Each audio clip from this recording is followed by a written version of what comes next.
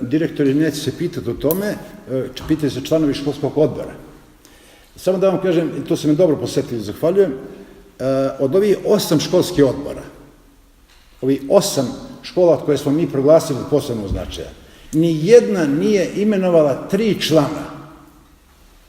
člana školskog odbora na prijedlog Bošnjačkog nacionalnog vijeća umjesto lokalne zajednice. Član 11a i član 95 stav 4 obavezuje školu da prije nego što imenuje školski odbor, a to poslije radi gradski lokalni parlament, da umjesto 3 imena ispred lokalne samouprave, zato da ono ide 3+3, roditelji, nastavnici, lokalna samouprava.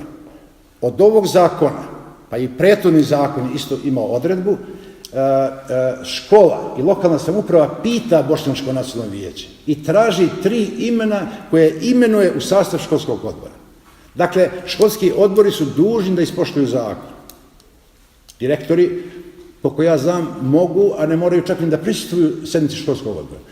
Mi smo ovih dana, svi 72 čoveka koji su članovi ovih školskih odbora, zatražiti posebno od njih, svakog pojedinačno, upoznati sa zakonskom osnovom, upoznati sa odgovornošću koje imaju i zamoliti da pozovu predstavnike Bošnjačkog nacionalnog vijeća da prisustvuju tim sjednicama, a da zatraže od svojih lokalnih parlamenata da od 9 članova školskog odbora zatraže imena od Bošnjačkog nacionalnog vijeća koje će imenovati u sastav školskog odbora. To je 31. avgust.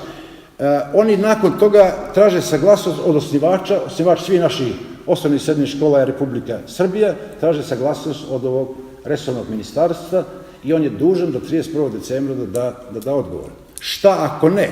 Imamo tu, ja sam prije rekao, sva politička i pravna sredstva, pritužba kod Zaštitnika građana, krivična prijava protiv ministra, sve sam to iskusio i pravo da vam kažem, gde god smo podnijeli pritužbu Zaštitniku građana, mi smo dobili taj spor. Sam ko mi je tu svedok, ja mislim 26 ili 8 naših pritužbi je dobilo pozitivan odgovor Zaštitnika građana.